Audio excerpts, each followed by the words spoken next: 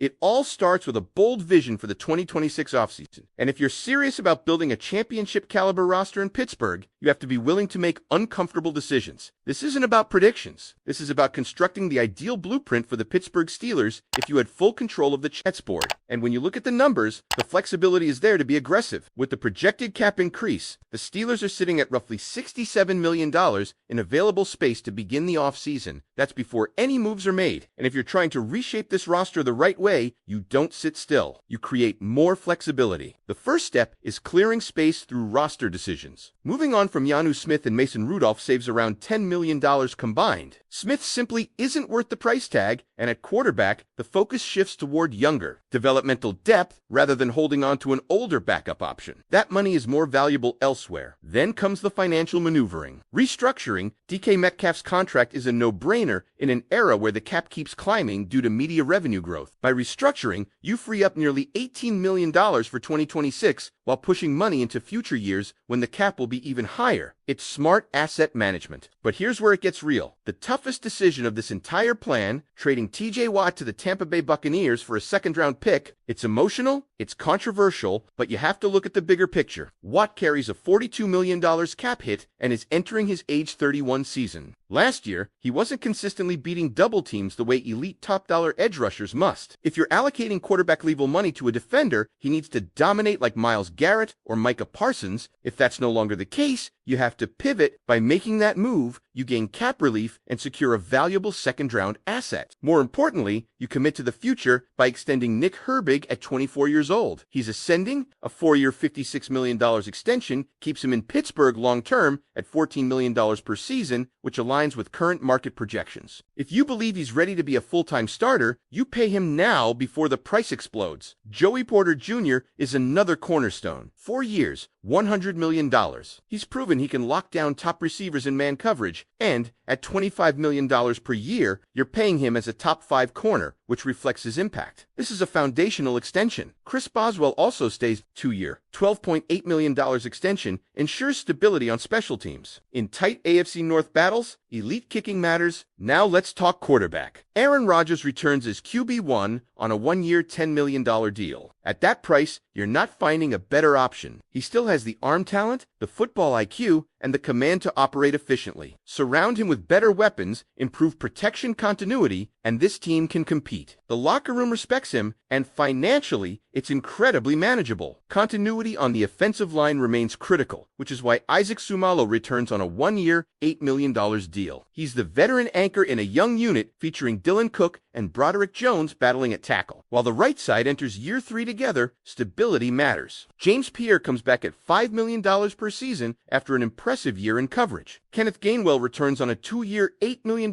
contract, reuniting him in a backfield with Jaylen Warren. That duo was a strength last season and remains affordable compared to the wider running back market. Depth pieces like Daniel Ekuali on a $2 million deal and Connor Hayward on the veteran minimum maintain rotational and scheme flexibility. Then comes outside help. Romeo Dew joins on a 2-year, $24 million contract, bringing route running, separation ability, and established chemistry with Rodgers. DJ Reader signs for 1 year at $5 million to anchor the interior defensive line. Ohai Gilman signs for 2 years, $8.5 million, adding versatility in sub-packages alongside Deshaun Elliott and Yolan Ramsey in a likely big nickel approach under Patrick Graham. On special teams, Matt Araiza signs a 4-year, $16 million deal, pairing elite punting with Boswell to create one of the league's strongest kicking units. Trey Lance arrives as a developmental backup on a 2-year, $6 million contract, offering arm talent and long-term upside behind Rodgers while competing in the quarterback room. By the time all these moves are executed, you've reshaped the financial structure, extended your young core, maintained veteran leadership, and added targeted free agents without reckless spending. You've positioned the roster to compete now while protecting long-term flexibility. So now I want to ask you directly, if this was the roadmap for 2026, would you pull the trigger on the TJ Watt trade and fully commit to this new direction, or is that a line you simply refuse to cross? Because once you cross that line and move on from TJ Watt, you are officially signaling that this is not just a reload, it's a strategic reset built around youth, flexibility, and controlled aggression. And that's where the second phase of this vision becomes even more important. When you trade a franchise icon, the pressure immediately shifts to two areas: the draft and internal development. That second-round pick from Tampa Bay isn't just an asset, it's leverage. It gives you ammunition to move around the board. It gives you flexibility to attack specific targets instead of sitting back and hoping value falls to you. And let's be honest, this roster still has clear needs. Wide receiver is still a long-term priority even after signing Romeo Doubs. He gives you reliability and chemistry with Aaron Rodgers, but you don't stop there. The modern NFL demands waves of weapons. You need speed, size, separation, and depth. Injuries happen, defensive coordinators adjust. If you want to compete deep into January, you don't settle for good enough at receiver, you overwhelm defenses with options. Defensively, moving on from Watt means you must maximize Nick Herbig's development. He can't just be solid, he has to become a legitimate difference maker. The extension signals belief, but performance has to follow. That's where coaching, scheme, creativity under Patrick Graham, and rotational depth become critical. You may not replace Watt with one player, you replace him with a collective pass rush approach. The addition of DJ Reader stabilizes the run defense, something that plagued this team in key moments. If your interior can hold firm, it allows your edge players cleaner lanes. Football is interconnected. A stronger nose tackle makes your linebackers faster. Faster linebackers create more third-and-long situations. More third-and-long situations amplify your pass rush. Then there's the quarterback room dynamic.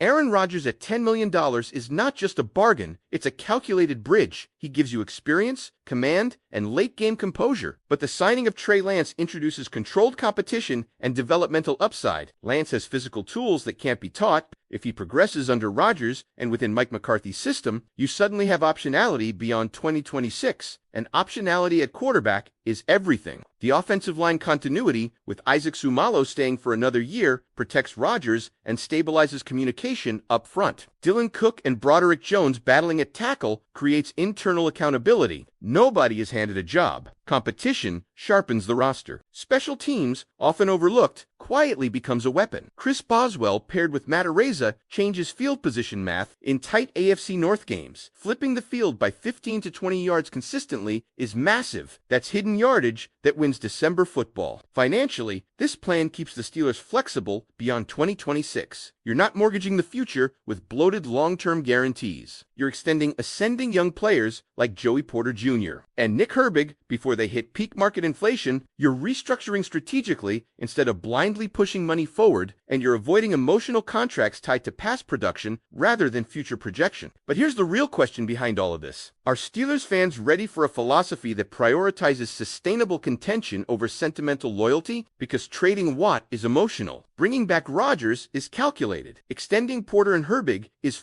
forward thinking. This isn't about clinging to the past. It's about constructing a roster that can realistically compete in a loaded AFC. If this blueprint plays out, you enter the 2026 season younger at key positions, stronger financially, deeper at receiver, more versatile in the secondary, and still led by a Hall of Fame caliber quarterback for one more run. And in part 2, when we get into the 7-round mock draft with multiple trade-up scenarios, you're going to see how the remaining gaps get attacked aggressively, especially at wide receiver and along the defensive front. That's where this entire strategy either solidifies into a championship window or falls short. So before we dive into that draft war room scenario, I need to hear from you. Because once you start thinking like a general manager instead of a fan, everything changes. Every dollar has a purpose. Every roster spot has a timeline. Every extension has to match a window. And that's exactly why the draft becomes the final pressure point of this entire strategy. You've created over $100 million in workable cap space. You've extended your young core. You've brought back Aaron Rodgers on a team-friendly deal. You've added Romeo Doubs, DJ Reader, Alohi Gilman, Matt Araiza, Trey Lance. You've stabilized the offensive line and preserved continuity. But none of it truly works unless the draft accelerates the plan. This is where that extra second-round pick becomes gold. With 2 premium selections in the top 64, you're not sitting back. You're identifying impact players and, if necessary, you're moving up. If there's an explosive wide receiver slipping into the late first or early second who fits exactly what this offense needs, vertical speed, yards after catch ability, someone who forces safeties to respect the deep ball, you go get him. Pairing that type of prospect with Romeo Doe immediately transforms the spacing of this offense. Think about it. Rodgers thrives when he has timing receivers and trust. Doe gives him that, but a dynamic rookie adds unpredictability. Now, defenses can't just sit on roots. Now, Jalen Warren and Kenneth Gainwell benefit from lighter boxes. Now, the offensive line isn't constantly facing overloaded fronts. And defensively, you still have to reinforce the edge rotation behind Nick Herbig. Even if you believe in him long-term, depth at pass rusher is non-negotiable. The draft allows you to add speed and rotational juice on cost-controlled contracts. That's how you offset losing a superstar salary. You replace it with volume, youth, and scheme diversity. The secondary, already strengthened by extending Joey Porter Jr.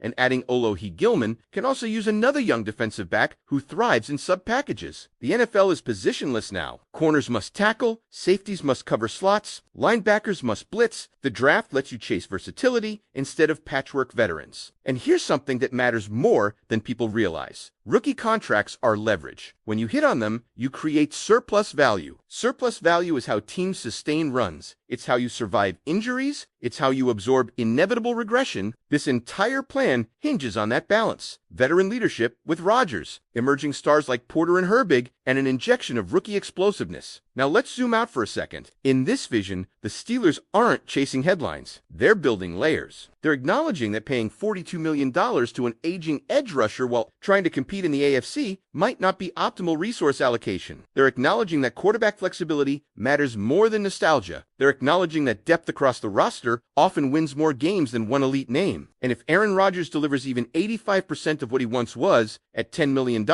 that's one of the best value contracts in football. That allows the front office to spend aggressively elsewhere. It allows you to absorb midseason trades if needed. It keeps you adaptable. But none of this works without buy-in from the locker room and from the fan base. Because this plan asks you to accept short-term emotional discomfort for long-term competitive structure. It asks you to believe Nick Herbig can become the next defensive tone setter. It asks you to believe Joey Porter Jr. is a foundational piece. It asks you to believe Rodgers has one more serious run in him. And most importantly, it asks you to think beyond one season. If this roster, constructed this way, enters 2026 healthy, balanced, and aggressive, are they capable of competing with the elite teams in the AFC? That's the standard. Not just winning 9 or 10 games, not just sneaking into the playoffs, competing. So here's what I want you to do. If you made it this far and you're invested in this vision, hit that like button. If you want to see the full 7-round mock draft that completes this blueprint, make sure you're subscribed so you don't miss part 2. And when that draft breakdown drops on your screen, click it, because that's where this entire offseason either becomes brilliant or completely falls apart. Because if you keep TJ Watt and run it back, you're essentially betting that the core as constructed right now